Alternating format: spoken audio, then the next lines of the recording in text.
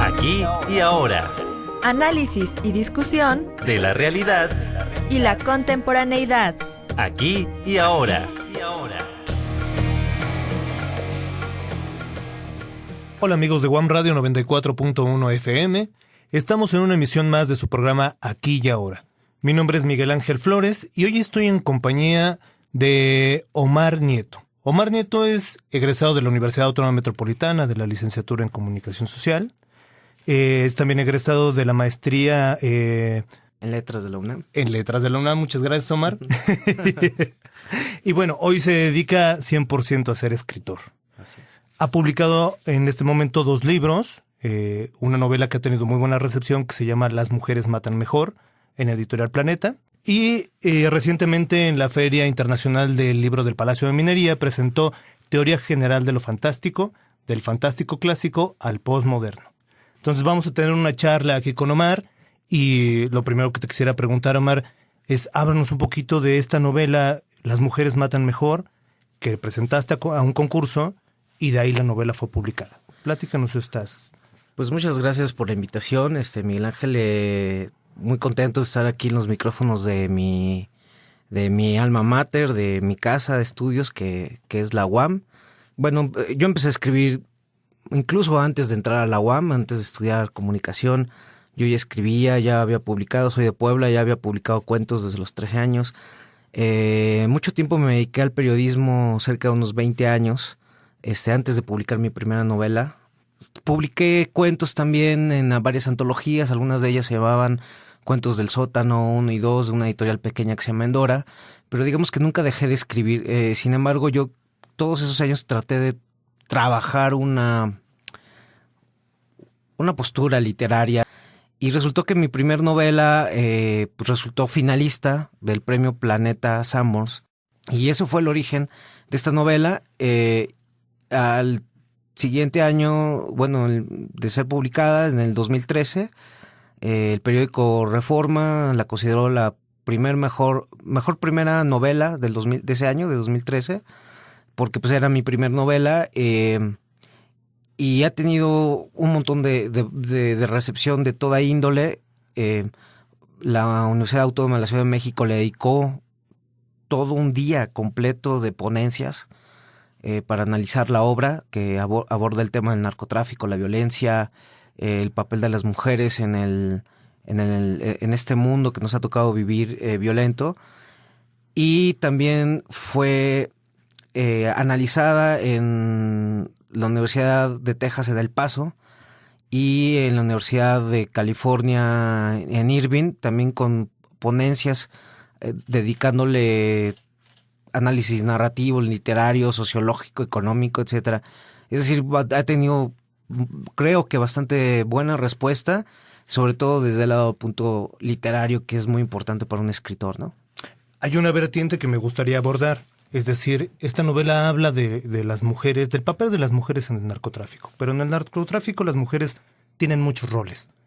¿Desde qué perspectiva aborda tu novela el actuar de las mujeres dentro de esta economía negra, podríamos decirlo así? Sí, tal vez la novedad de la novela es justamente eso, ¿no? Romper con la idea de que el narcotráfico es un asunto exclusivo de hombres y un asunto exclusivo del norte, ¿no? La historia transcurre en Quintana Roo y casi todo el espectro de la novela surge en los estados del sur de México. Hay algunos pasajes que surgen obviamente en Sinaloa, en Chihuahua, etcétera, pero son muy de pasada. Toda la trama transcurre en la frontera sur. ¿Por qué es esto? Porque desde hace muchos años, yo calculo por lo menos 10 años, el mapa del narcotráfico es muy diferente a la idea que tenemos del narcotráfico en el imaginario colectivo, ¿no? Que okay. Es este cuate que el sicario, el narco es alguien con sombrero tejano, cinturón piteado, botas vaqueras, etcétera, ¿no? Y resulta que no, o sea, basta ir con Guerrero. Justamente el asunto de Yotzinapa, de Guerrero, ha venido a cambiar el imaginario colectivo. O sea, de pronto nos hemos dado cuenta, el público en general, que el narcotráfico no es la reina del sur, o sea, que no es el narco sinaloense que nos muestra las series televisivas, Ujú. y que es mucho más complejo que eso, ¿no? Claro, hay toda una estructura ya. Totalmente, y es totalmente coludida con el aparato del Estado, ¿no? Con los gobiernos municipales, estatales, federales y dentro de una economía global. Entonces, ya en este nuevo mapa, en este espectro, también la figura de la mujer es distinta. La historia de la novela es de una sicaria que se llama Celeste Ramírez, que ya deja es más, nunca tocó el rol clásico de la buchona, ¿no? Que es esta chava que se arregla, se pinta, se opera para agradar al narco o como le dicen en el norte, al narquillo. Y que sirve como un adorno, ¿no? Y que es un adorno más y viven para eso, ¿no? Para agradar. Tampoco es la burrera, que es mujeres muy humildes que introducen en su cuerpo paquetes de cocaína, marihuana, heroína, lo que sea, para pasarlo por la frontera y que generalmente son atrapadas casi en su mayoría. Es decir, la gran cantidad de mujeres que están en las cárceles es por haber sido burreras, ¿no? Y generalmente lo hacen por necesidad. Son mujeres de extracción muy humilde que aceptan estos trabajos que casi siempre les cuesta la cárcel. Claro, y que fundamentalmente son utilizadas porque se piensa que el narco es un varón siempre. Así ¿no? es. A veces funciona y a veces no. Claro. Y digamos, el espectro de la novela rompe con todo eso al presentar como personaje principal a Celeste Ramírez, que es una sicaria que fue entrenada, que fue policía primero y antes entrenada en las fuerzas de élite del ejército. Cosa que si bien no es la generalidad, afortunadamente, sí hay muchos casos documentados, muchos más de los que pensamos, de mujeres que pasaron por fuerzas policiales, es decir, fuerzas de seguridad del Estado, y que han sido paulatinamente involucradas al narcotráfico como sicarias. Es decir, ya rompiendo incluso con la figura que era 100% masculina, ¿no? Del hombre al que le pagan por ejecutar o matar a alguien. Claro, y más. que todos conocemos como este caso paradigmático del grupo GAFE, ¿no? Que acabó Totalmente. siendo los Zetas, ¿no? Así es, de hecho los Zetas tenían un grupo paralelo llamado Las Panteras, que era un grupo también de élite de puras mujeres que no solamente atraían al objetivo, sino Órale. lo ejecutaban. Pero no solamente eran los Zetas, ¿no? Todos los grupos los han tenido, ¿no? Si el público no mal recuerda, ahora que estuvieron enfrentándose la ex familia michoacana, es decir, los templarios contra las fuerzas, las autodefensas, había mujeres ahí que salieron al quite, ¿no? Tanto de un lado del otro, y resulta que eran mujeres bastante entrenadas, que habían sido policías, Claro. y estaban de jefas de seguridad de los principales personajes. Y yo me enteré de esto hace mucho tiempo, ¿no? Hay casos muy documentados, incluso fue el caso de una policía del Distrito Federal Ujú. que tiene doble trabajo, o sea, que cumple la doble función, ¿no? Es decir, trabajaba como policía de la que ves en las patrullas en la calle, Ok. y también pertenecía a lo que en el argot periodístico y policíaco se le llama el dark side, Ok. que es el lado oscuro. Ya. Me enteré de otros casos muy particulares, por ejemplo en Ciudad Delicias, en Chihuahua, Ujú. de que habían visto comandos, ¿no? De la línea, que es el brazo armado del cártel del cártel de Juárez, Ujú. de mujeres que ya estaban con pasamontañas, y sus armas largas, pesadas, ¿no? AR-15, M16, Claro. a bordo de camionetas de unidades, pues ejecutando personas, y la particularidad era que traían su cola de caballo, ¿no? Debajo del Del pasamontañas, pasamontañas. sí. También me enteré de eso, de casos en Morelos, en Zacatecas, en en muchas partes. Es decir, a mí me alarmó que el espectro del narcotráfico haya roto el tejido social de una forma tajante, porque cuando una mujer deja de lado la oportunidad de estudiar, de Una ser carrera profesionista. sí, incluso de ser una ama de casa, ¿no? Que es un trabajo que ahora ya se considera que debería ser incluso remunerado por ser tan demandante. Uh-huh. Incluso ese tipo de vida que hasta ahora era propio de las mujeres, pues de pronto se ve truncado porque el aspecto económico o la marginación o el andamiaje institucional es muy débil en México y ya no hay otra forma de pasar de un espectro social al otro, ¿no? De movilidad social. Claro, hay más facilidad de captar a alguien. El narcotráfico hoy aprovecha de las necesidades económicas, del mismo valor que se le puede dar a ser narcotraficante en algunas zonas, ¿no? Por supuesto, porque el tema del narcotráfico no es tan simple como buenos y malos y tampoco tan simple como que puedas distinguir quién es el malo, si el policía o el delincuente o el gobernante, o sea, el alcalde o el gobernador o el empresario, o sea, todo el mundo está involucrado. Me parece que tenemos que pensar el asunto del narcotráfico de otra manera, ¿no? Es decir, de qué forma está aceitando nuestra sociedad y nuestra economía. Y lo digo ¿por qué? Porque si recuerdas en el caso de Ayotzinapa, que se culpa directamente a la pareja Barca, Uh-huh. siempre nos estamos refiriendo al caso de José Luis Abarca, pero el mismo procurador Murillo Karam declaró hace unas semanas que la verdadera jefa del cártel era la esposa, o sea, es decir, María de Los Ángeles Pineda, si no mal recuerdo su nombre, sí. Y esto tiene toda una razón. La señora Pineda es hermana de líderes del Grupo Guerreros Unidos, que a su vez eran los cabecillas, las manos izquierda o derecha de los Beltrán Leiva, ¿no? Uh-huh. Es decir, venían operando desde hace muchísimos años, o sea, es decir, no es fortuito.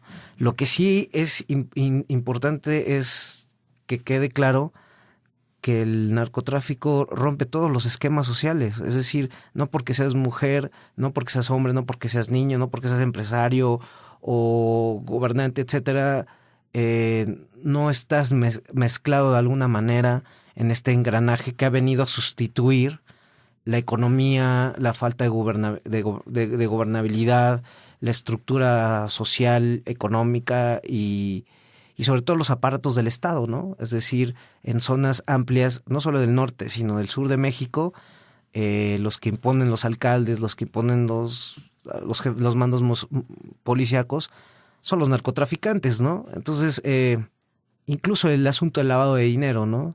Claro. Entonces, creo que ya en un tema literario, en un tema sociológico, el tema del narcotráfico en México, como lo fue en Colombia y en otros países, da para reflexionar sobre qué hemos hecho bien y qué hemos hecho mal, ¿no? No solamente es este asunto de la narcocultura, ¿no? Me parece que deberíamos estar tratando de escudriñar cómo opera la narcoeconomía, que después genera la narcocultura. Y en la novela intento radiografiar todo esto desde un aspecto literario, ¿no? Que ese es otro asunto. Es diferente a cuando lo trabajas del lado periodístico, ¿no? Es decir, una novela literaria, evidentemente no es un reportaje, uh-huh. Sino te permite ir muchísimo más profundo, más allá de lo inmediato, ¿no? Más allá de la nota roja, para tratar de ir hacia lo humano. Y lo que a mí me interesa en esta novela, por ejemplo, es cartografiar el asunto de el destino, ¿no? Cómo se explica en un país donde el narcotráfico a veces te permite decidir y a veces no. Okay. ¿Sí? Digamos que ahí es la intención literaria de la novela, ¿no? Omar, yo te preguntaría, y en este panorama que describes, en este panorama que nos platicas, ¿por qué tu personaje, por qué las mujeres matan mejor en este panorama? Porque sí pasa. Fíjate que es curioso, ¿eh? Yo pensé que, quiero ser muy sincero, yo pensé que cuando iba a sacar la novela con ese título, no sé, iba a tener que pedir ayuda a los granaderos porque la liga feminista iba a estar apedreando mi casa, ¿no? Y resultó todo lo contrario. Muchas mujeres feministas de las letras o de varias disciplinas vieron con buenos ojos la novela, porque lo que intenta explicar la novela es justamente lo que te decía hace rato. De qué manera las mujeres son víctimas de un andamiaje institucional que las discrimina, que no les da oportunidades, tal vez igual que al hombre, pero que en su caso tienen menos escalones de movilidad social, ¿no? Entonces, de pronto, una chica que vive en un pueblo de Zacatecas o en un pueblo de Chiapas y que es madre soltera y que no hay forma de conseguir un trabajo, etcétera, de pronto le tiene que entrar a estas cosas, ¿no? Y una vez que entra, la pregunta es, ¿qué pasa con su espíritu, no? ¿Qué pasa con su alma? O sea, sigue conservando los valores tradicionales de las mujeres, que son una mayor bondad, una mayor compasión, una relación más estrecha con la vida, ¿no? Justamente por el aspecto de que tienen la posibilidad de reproducir la vida al ser madres, y resulta que terminan siendo incluso más sanguinarias que los hombres, ¿no? Más frías, más precisas. Cuando empiezas a ver los expedientes, a trabajar, te das cuenta que sus razones son muchísimo más pensadas. Es decir, lo toman mucho más como un trabajo, guardan el dinero, con ese dinero tratan de que sus padres o sus hermanos tengan una mejor vida y no la derrochan como los hombres que trabajan en el sicariato. Y decir trabajan es una palabra terrible, ¿no? O sea, claro. ya decir que trabajas matando, quitando vida o matando a la gente me parece espeluznante. ¿Por qué las mujeres? Porque también la parte de la novela es una trama de tipo política y policíaca, y resulta que cuando terminas de leer la novela, espero, toma un sentido el título de por qué las mujeres matan mejor, ¿no? Está también un poco más bien amarrada hacia la trama, ¿no? Ya luego ha tomado otro sentido, como una lectora que me contactó y me dijo que le había gustado mucho la novela y que se la llevaba todos los días a su trabajo en el transporte público, tratando de enseñar la portada como para decirle a los hombres, cuidado, las mujeres matamos mejor si podemos. Okay. ¿No? Reacciones de ese tipo que de pronto ya se escapan un poco a lo que uno quiso escribir, ¿no? Pero, Omar, me gustaría suspender por el momento el tema del narcotráfico, ¿no? Para entrar a esta otra vertiente que tienes como escritor, que es tu trabajo más bien académico, ¿no? Claro. Este libro que se llama Teoría General de lo Fantástico, del fantástico clásico al posmoderno, hasta donde sé es pues es tu tesis de maestría, sí. ¿no? Háblanos un poquito de esta otra vertiente que, vamos, es como tener dos vías para hacer literatura. Sí, a lo mejor son los dos lados del cerebro, ¿no? Sí, es un poco esquizofrénico, pero bueno, no, bueno, la literatura creo que sí hay dos cosas que son distintas. Una cosa es hacer narrativa, o sea, el aspecto creativo, incluso hay licenciaturas, maestrías de escritura creativa, y otra es el asunto teórico, que es estudiar la historia de la literatura y sus movimientos, etcétera, que estudias en una licenciatura en letras, ¿no? En hispánicas, latinoamericanas, comparadas, inglesas, francesas, etcétera. Entonces, digamos, en esa otra vertiente, que es la parte teórica más cerebral, he trabajado desde hace muchísimos años el tema de lo fantástico. Este libro que publica la Universidad Autónoma de la Ciudad de México comenzó a trabajarse por ahí del 2003, cuando estudié el posgrado en letras en la UNAM. Mi profesor, mi director de esta investigación fue Lauro Zavala, que es un afamado profesor de la UAM Xochimilco, que por alguna razón estuvo dando algunas clases en posgrado en la UNAM, y ahí me acerqué a él porque tenía esta inquietud de lo fantástico. En esa maestría solamente nos asesoró a 2 personas, a tu servidor y a Alberto Chimal, que él trabaja la parte creativa de lo fantástico, ¿no? Entonces, bueno, el libro, que se llama Teoría General de lo Fantástico, del Fantástico Clásico al Postmoderno, intenta dilucidar qué es lo fantástico, teóricamente hablando. La gente se va a sacar un poco de onda porque decir, bueno, ¿cómo pasa del narcotráfico a lo fantástico? Bueno, hay una explicación, es que espero que sea convincente. Hay una explicación. Lo que conocemos como fantástico se define no solamente por un grupo de cuentos o un grupo de novelas que pertenecen al espectro de lo literario, sino también la palabra lo fantástico lo podemos aplicar a otras artes, incluso a la vida cotidiana. Cuando tú dices, me tomé una cerveza que sabía fantástica, o me compré un vestido fantástico, me fui de vacaciones y la playa es fantástica, estás aludiendo a algo que la teoría de lo fantástico ha tratado de dejar en claro a lo largo de varios años, que es, tú tienes un elemento que está codificado por la sociedad en ese momento como imposible, como irreal, insólito, que no pertenece a este mundo. Es decir, por ejemplo, un fantasma, un vampiro, un muerto que te habla. O sea, eso sabemos claramente que no es real. Y cuando esa fuerza la antepones a lo familiar, a lo que sí es real, tenemos 2 fuerzas vivas que están luchando la una contra la otra. Y cuando tú en un texto, o en una película, o en una pintura, o en el lenguaje cotidiano, dices que ese elemento que es imposible invadió el terreno de lo familiar, de lo real, estás en la presencia de lo fantástico. Esto lo ejemplifica muy claramente, por ejemplo, Drácula.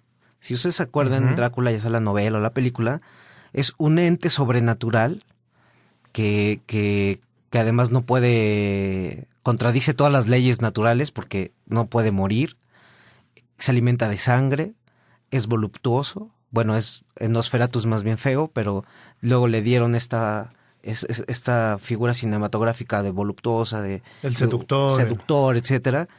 Es decir, encarna todo lo que no está bien, toda la otredad, lo que se le llama en humanidades la alteridad, todo lo otro, todo lo que no es propio no es propio del orden social, y lo encarna, y además, por si fuera poco, está ya del lado del oriente, ¿no? En Transilvania, claro, que es como, significa casi, esperamos que el Islam y todo ese asunto del cristianismo ortodoxo nunca nos vaya a invadir a los bien pensantes europeos occidentales.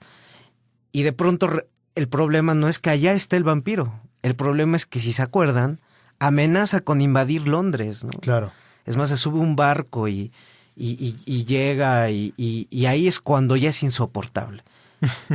La definición de lo fantástico es la irrupción en el mundo de lo cotidiano de un elemento sobrenatural que nos es insoportable.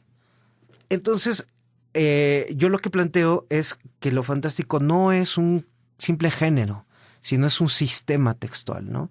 Y que tendría 3 paradigmas. Es decir, esta fórmula básica que acabo de hablar de lo no real que invade lo real genera el paradigma clásico, o sea, es decir, la fundación del sistema. Se puede ubicar claramente en El Castillo de Otranto, que es una novela del siglo XVIII, donde hay un cambio paradigmático ahí. No sé si lo hayan leído, pero la trama es que están en un castillo y de pronto cae un yelmo, que es un yelmo es así como... Pues como una especie de hacha, ¿no? Sí, como exactamente. De doble cara, ¿no? Así es, y cae en medio del castillo y curiosamente lo que había pasado en todas las novelas anteriores, que eran de corte medieval, ahí el cambio es que los personajes registran una exaltación, es decir, registran un sobresalto y piensan que algo malo está pasando ahí. Ahí aparece por primera vez en la literatura lo fantástico. Ese es el momento fundacional. Ese es el momento fundacional. Y eso abarca hasta más o menos Drácula, más de 100 años. Y ahí puedes englobar todas las las obras clásicas de lo fantástico, Frankenstein, Dr. Jekyll and Mr. Hyde, lo que me menciones. Donde hay otro cambio es cuando viene Kafka. Porque ahí el cambio viene en que tú amaneces un día cualquiera de tu vida convertido en un insecto. Uh-huh. Y ahí ni tú como lector, ni el narrador, ni el personaje registra sobresalto alguno. Es decir, tú no lees la Metamorfosis y dices, esto es imposible, qué porquería, y tiras el libro de Kafka a la basura. Continúas el contrato de lectura y por decirlo, te tragas toda la historia. Eso se llama, yo lo llamo fantástico moderno. Es una ruptura con el modelo clásico, y esta ruptura viene definida porque lo sobrenatural se naturalizó. Y eso viene a tocar hasta, por ejemplo, Cortázar. En algunos cuentos de Cortázar, el personaje vomita conejitos. Claro. ¿No? Entonces, en un mundo real sería absolutamente improbable e imposible que vomitaras conejitos. Sin embargo, no tiras el libro a la basura porque el personaje está haciendo eso. Al contrario, sigues el contrato de lectura porque lo sobrenatural se naturalizó. Claro, este hombre que muere al ponerse un suéter también es... Claro, por supuesto. ¿No? Y ahí podríamos meter toda una serie de obras que están a lo largo del siglo XX, incluido lo que llamamos realismo mágico. ¿Sí? O sea, en García Márquez de pronto se eleva por los aires, Remedios la Bella y hay mariposas, etcétera, que en un mundo real sería imposible, pero ahí está naturalizado. Como creemos que nuestra mitología latinoamericana es así, mágica, por así decirlo, seguimos el contrato de lectura. Y viene un tercer rompimiento, no necesariamente es cronológico, esto es importante decirlo. Viene otro rompimiento en este sistema de lo fantástico, que es el fantástico posmoderno con Borges. Okay. En Borges están superpuestas estas dos tradiciones, el fantástico clásico, lo fantástico moderno, pero además hay simulacros, ¿no? Entonces de pronto Tlön Ogvar Orbis Tertius es un mundo paralelo a que es un simulacro de este mundo, ¿no? Okay.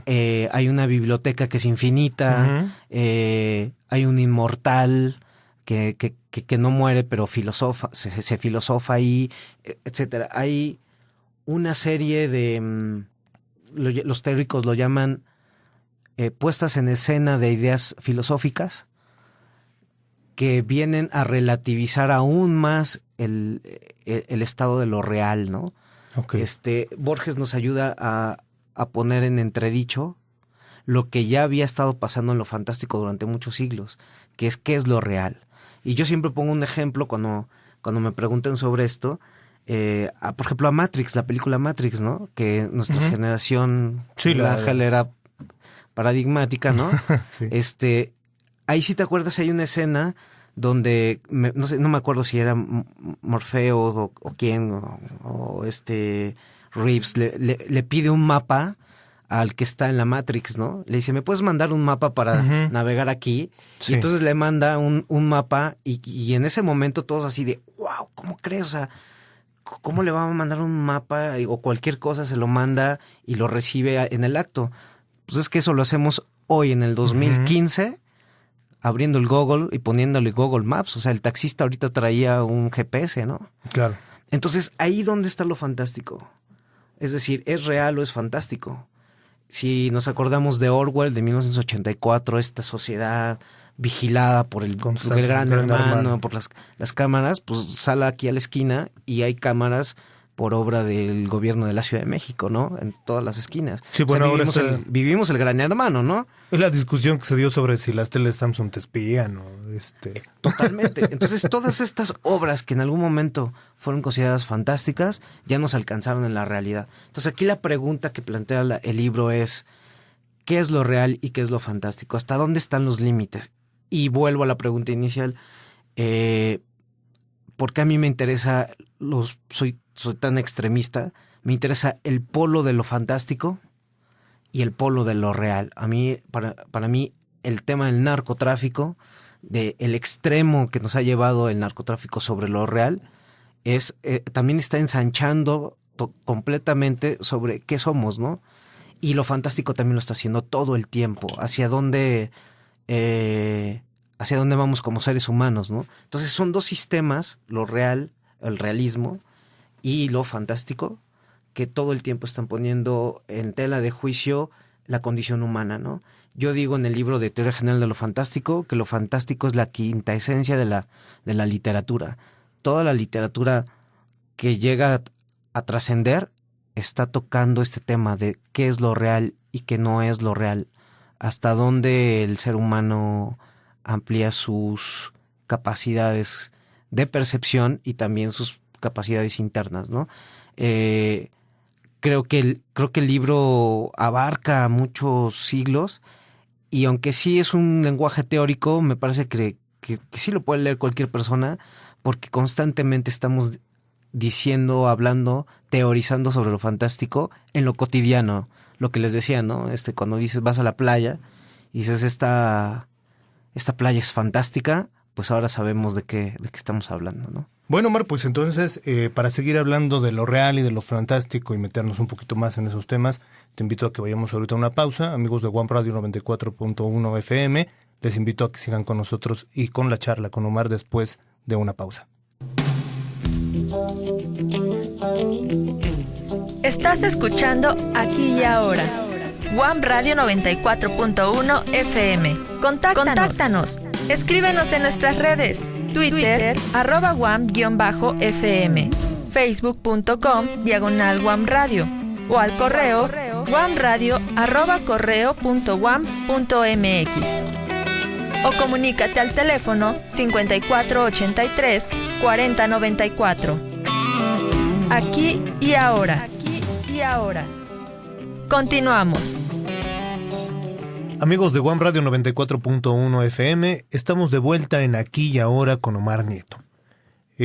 Omar, ya nos presentaste en el bloque anterior este libro de Las mujeres matan mejor, tu libro Teoría General de lo Fantástico, y hablábamos sobre que pueden ser como dos polos de trabajo, ¿no? Sí. Lo real, lo muy real, ¿no? El narcotráfico y su violencia actual, y lo fantástico y estos tres momentos que nos das, lo clásico, lo moderno y lo posmoderno. Pero yo te quisiera preguntar, hoy esa realidad, esa violencia que se vive actualmente a raíz de la lucha contra el narcotráfico, o que se desató más o menos en ese momento, ¿no? Te quisiera preguntar, ¿no parece ya fuera de lo real? ¿No parece inclusive irreal la forma y los mecanismos en que nos estamos matando literalmente? Sí, es muy interesante tu pregunta porque mucha gente no se explica por qué tenemos este grado de violencia, ¿no? Del narcotráfico, cuando es una actividad que podría decir que siempre ha existido a lo largo de todos los siglos y en todas las culturas. Si tú te vas a la literatura, podrías hablar de los sueños de opio que se retratan en la literatura del siglo XIX, Uh-huh. Todos estos autores, Rimbaud, Baudelaire, Thomas de King, sí. Claro, por supuesto, ¿no? Incluso hay tratados, ¿no? Jean Cocteau tiene un tratado sobre el opio, Uh-huh. etcétera, ¿no? No hablemos de las culturas prehispánicas, ¿no? Claro. Que consumían también peyote, etcétera, ¿no? Es decir, el consumo de sustancias psicoactivas y el trasiego de sustancias, es decir, el tráfico, siempre ha existido.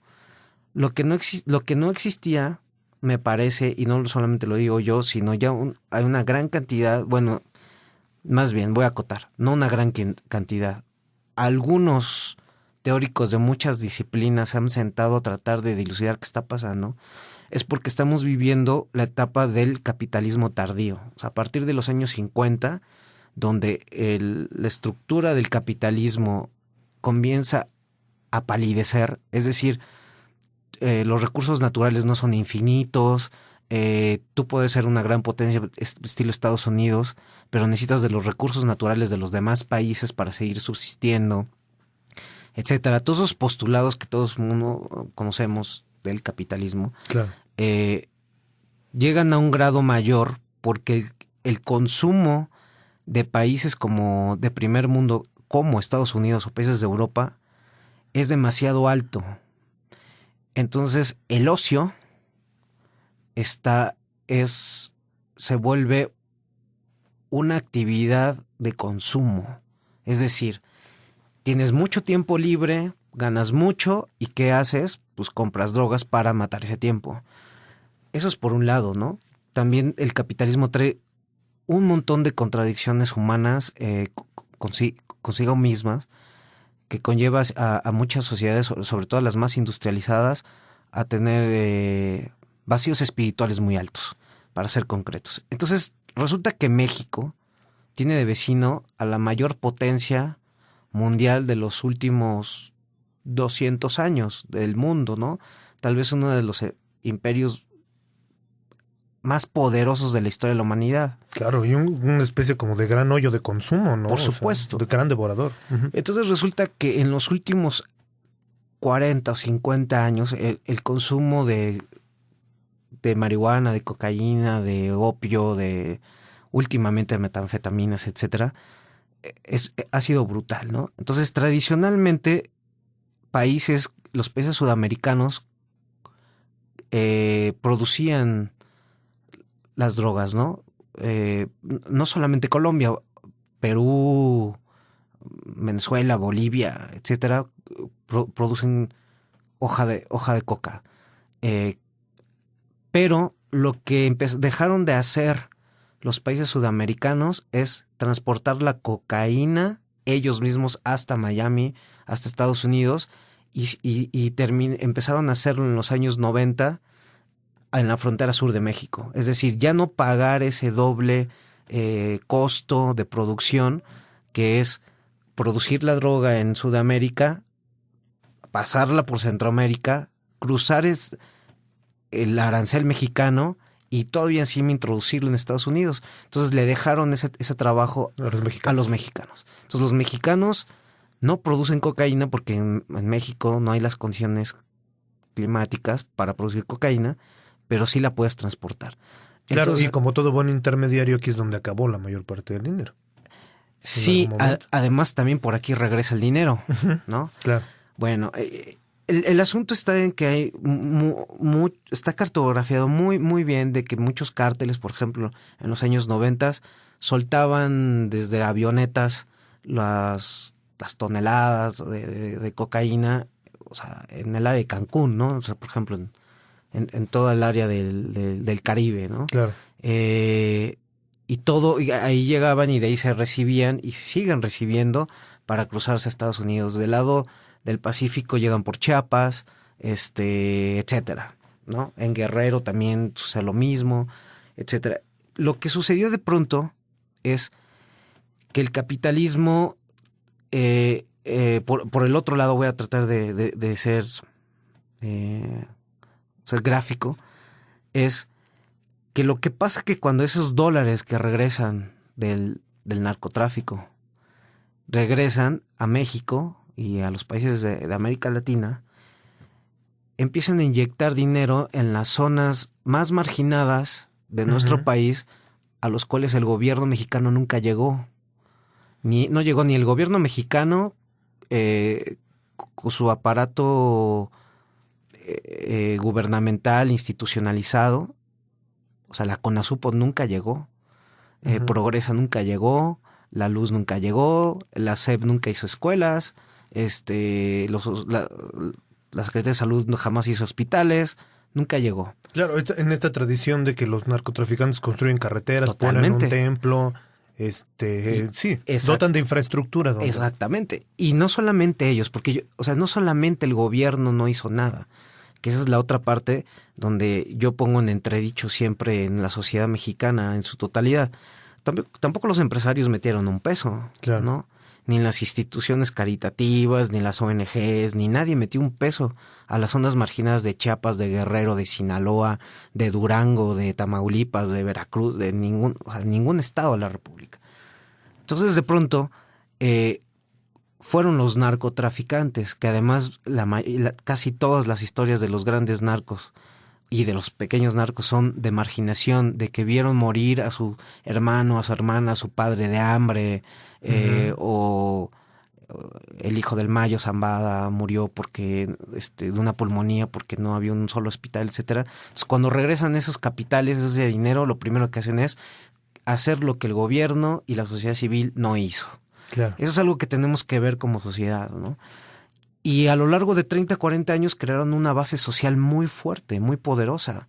No se puede explicar Guerrero, Sinaloa, Chihuahua, Tamaulipas, sin todo el dinero y toda la infraestructura que construyó el narcotráfico. No se puede explicar simplemente, ¿no? Las sierras de todo el país siguen estando abandonadas, ¿no? Totalmente. En Guerrero ni se diga. Entonces, lo que sucedió es que sí llegó un gobierno mexicano que fue la derecha. Esto no comenzó con Calderón, sino comenzó con Vicente Fox, con cosas muy, muy específicas. Por ejemplo, después del levantamiento zapatista, o para más bien controlar el levantamiento zapatista, esta guerra zapatista, se crearon fuerzas de élite en el ejército que llegaron a arrasar. Claro, y que fueron entrenados por Estados Unidos. Sí. Totalmente. Y fueron entrenados para matar. Y resulta que cuando termina el gobierno de Zedillo y comienza el de Fox, de pronto lo vieron tan grande el aparato que empezaron a provocar la deserción o que se que se rascaran con sus propias uñas, ¿no? Que soldados de élite de pronto estaban desempleados. Claro. Y los primeros que vieron ahí una oportunidad, pues fueron los cárteles.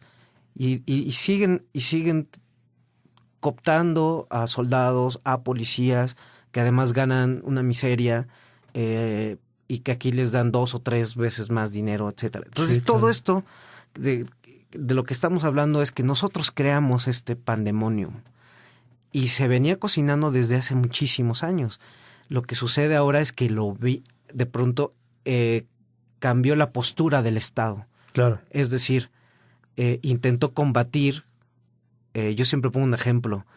Había un hormiguero enorme con cientos de miles de hormigas y tú nada más veías salir 1 o 2 por el hoyito y alguien llegó a meterle insecticida, pues ¿qué cree que iba a pasar? Sí. Pues que se iba a derramar, y eso es lo que tenemos. Y no es un dato que yo estoy inventando, hay un dato muy específico dado por el exsecretario de la Defensa en el sexenio de Calderón, de que hablaba de 450,000 personas oficiales trabajando en el trasiego, en el halconeo, en cualquier actividad directamente del narcotráfico.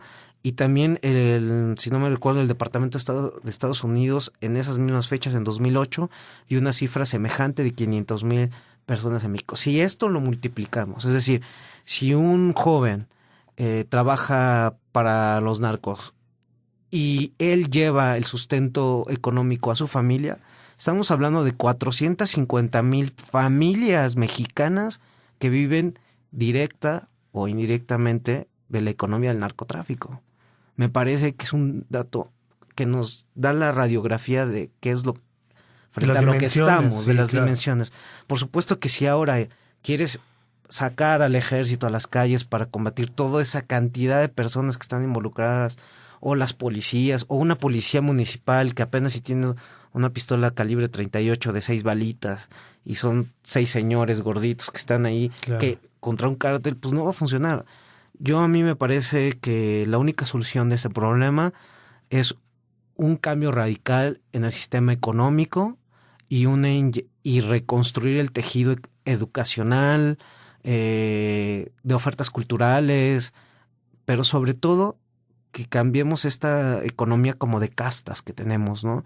De familias, ¿no? Claro. Donde tú, como hijo de un campesino o hijo de un obrero, difícilmente vas a tener Acceso a la movilidad social. exacto, Sí. movilidad social para que llegues a ser pues un empresario, pues irte por la derecha, como se dice en el argot. Ahora yo estoy yendo bastante a Guerrero, me han estado pidiendo que vaya a dar conferencias, etcétera. Y lo único que puedo decirle a la gente de Guerrero que ha sido azotada brutalmente por el gobierno, por el Estado, por el sistema económico, es que no hay otra forma de salir adelante más que con economías comunitarias, ¿no? O sea, es decir, en pequeños pueblitos, en colonias, en mi barrio, yo capacito al vecino junto para que si yo sé cortar el cabello, ellos corten el cabello también, para que si yo sé hacer pan, integro a los de mi cuadra para que hagamos una panadería más grande. Si yo sé escribir y el de junto no, pues le doy una clase de 1 hora el sábado. Mientras no hagamos ese tipo de cosas, yo pienso que la estructura se va a seguir deteriorando, ¿no? Claro. Y esto que pasó por último en Ayotzinapa, pues es la punta del iceberg. Y desgraciadamente no es el único hecho terrible que nos ha acontecido. O sea, los 72 migrantes de Tamaulipas, que Claro. finalmente fueron muchos más, o sea, eran casi 170, 180 al final, y la gente de Tamaulipas incluso dice que eran 500, ¿no? Sí. O sea, que había fosas con Sí. 500 migrantes. Bueno, hoy buscas a 43 estudiantes y la cantidad de cuerpos que aparecen en las fosas es increíble, Por ¿no? supuesto. O sea, Y a mí me parece también que, si me permites decirlo brevemente, la literatura también se ha desligado en los últimos años de todo esto que vivimos, ¿no? Como si no nos tocara, como si los escritores viviéramos bien, si lo que pasa en el país le pasa a la gente que vive allá en las sierras y en ujú. las ciudades de la provincia, ¿no? Pero me parece que también de alguna manera todo lo que nos está aconteciendo en lo real tiene que modificar de alguna manera la literatura, ¿no? Nuestras representaciones culturales, las tiene que modificar, como pasó en Colombia, como ha pasado en Brasil Ujú. y como ha pasado en la misma Europa, que vienen de los espantos de toda clase de guerras, ¿no? Y siento que de pronto no nos dejamos permear por eso en un afán un poco de superioridad moral, Ujú. de decir, las artes deben ir por la autorreferencialidad y que nada nos toca, ¿no? O sea, como si viviéramos en Estados Unidos. Ahora, por último, ni siquiera en Estados Unidos el capitalismo es una opción de riqueza o de bienestar. Ya no hablamos de riqueza, de bienestar Ya común. Sí. O sea, tú puedes ir a muchos estados de los Estados Unidos y hay pobreza extrema, ¿no? Entonces, creo que por último la literatura se tiene que modificar. Yo creo en eso, es la apuesta que yo hago. A lo mejor estamos bien, a lo mejor estamos mal, pero eso se verá más adelante. Mientras tanto, no creo ser un escritor de los que piensa que el arte no tiene nada que ver con la vida, ¿no? Al contrario, pienso que la vida modifica el arte.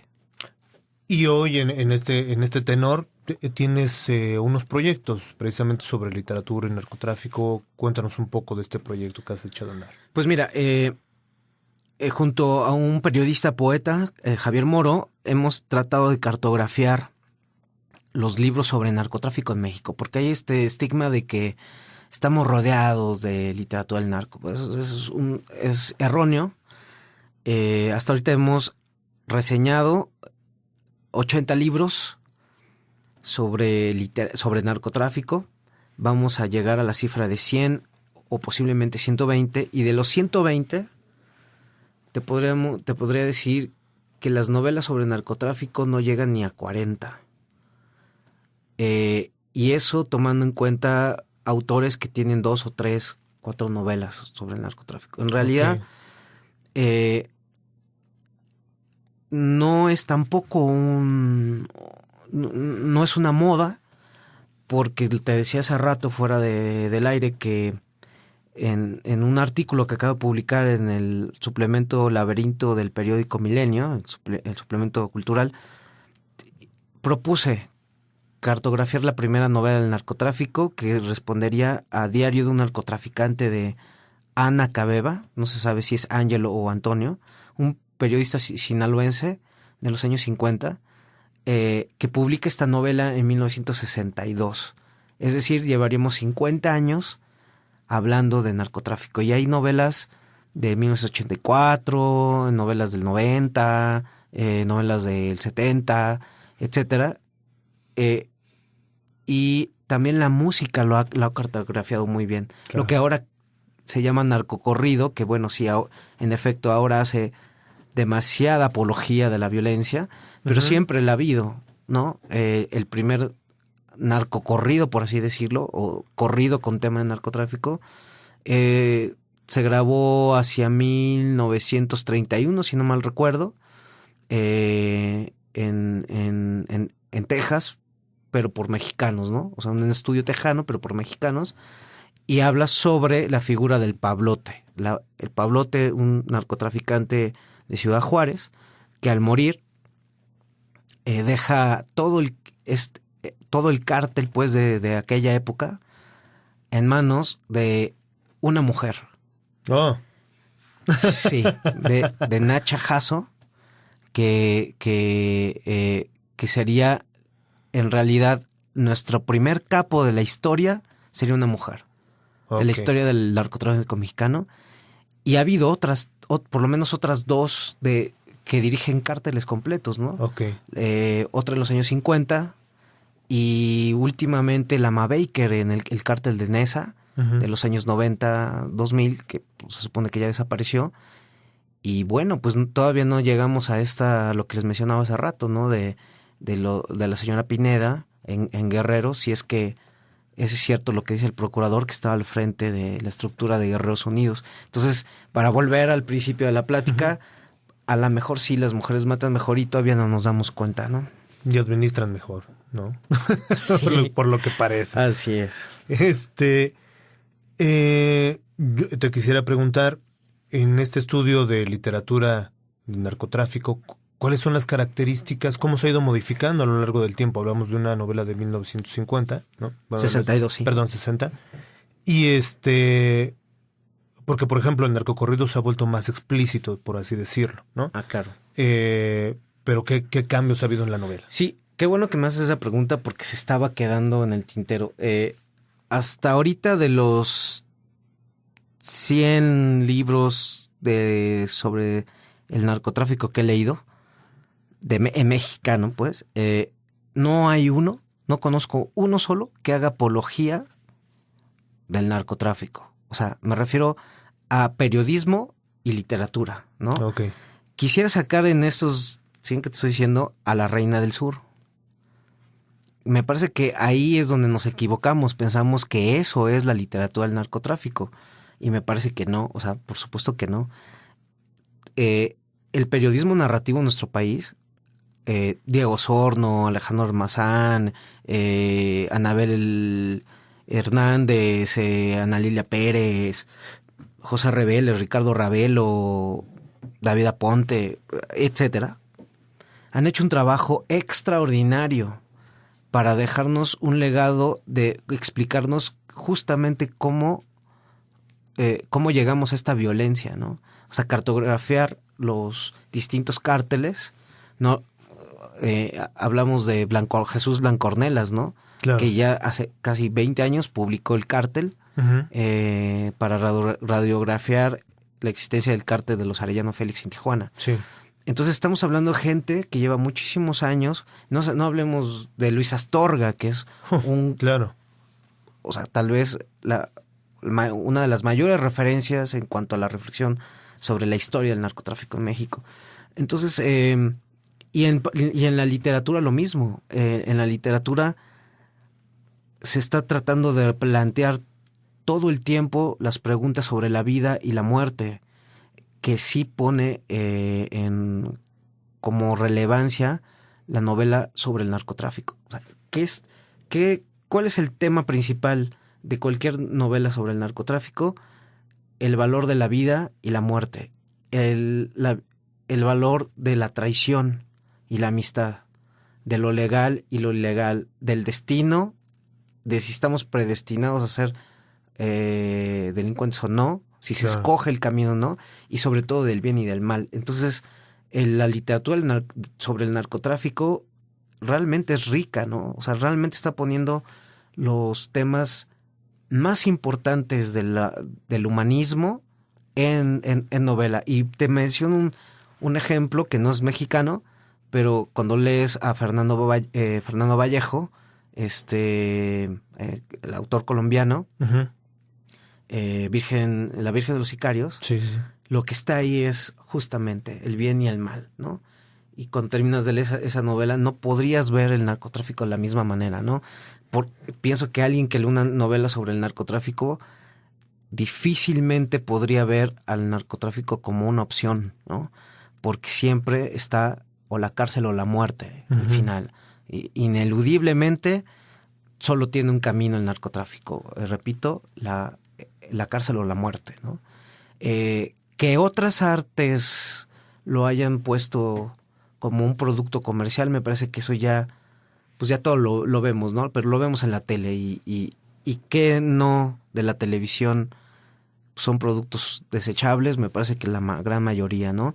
Y ahora con el asunto del narcocorrido, yo tendría mis aristas. Me parece que hay una cosa es el corrido con tema de narcotráfico y otra cosa es lo que hace el movimiento alterado, ¿no? Uh-huh. Que es justamente una apología de la violencia como una vía para dirimir cualquier tipo de problemática, ¿no? Sí, sí. El otro, el que hace los Tigres del Norte, me parece que eso es otra cosa, ¿no? Uh-huh. Que eso es casi una carta. Fuera de algunos temas que ellos, incluso evidentemente, incluso ellos mismos dicen que no están tan orgullosos, pero que estaban un poco obligados a hacerlo. Sin embargo, cuando pienso en Jefe de Jefes, Okay. Alguien que haya leído los libros de Ricardo Ravel o de José Reveles sabría perfectamente a qué se están refiriendo los Tigres del Norte, ¿no? Sí, claro. O sea, a quiénes y por qué, ¿no? O sea, es decir, tampoco es una apología, sino un mapa, ¿no? Para ver quién. Sí, el circo, el Pacas de Aquilo, este tipo de corridos. Por supuesto, sí. La Jaula de Oro, etcétera. Entonces me parece que ahí también tenemos que empezar a diferenciar, ¿no? Etcétera. Repito, el arte siempre va a plantear una reflexión, o intenta plantear una reflexión, y el producto comercial de la televisión es otra cosa, ¿no? Ok. Omar, pues desafortunadamente se nos ha terminado el tiempo porque la plática daría para mucho más, pero te invitaremos que nos acompañes en otra ocasión, eso es definitivo. Pues la recomendación al público es que naturalmente que te lean, ¿no? Pues creo que eres un autor que si bien publicado solamente hay 2 libros, pero también tus cuentos, eres un autor muy joven y un autor que va creciendo. Y que finalmente esta plática es testimonio de lo que es un buen autor. No, hombre, muchas gracias. Pues bueno, no me queda más que despedirnos. Esto es el programa Aquí y Ahora. Participamos en este programa Guillermo Hernández, Miguel Flores y bueno, naturalmente Omar Nieto. Muchas gracias por tus comentarios. Y pues bueno, amigos de One Radio 94.1 FM, muchas gracias por haber estado con nosotros. Muchas gracias a ti.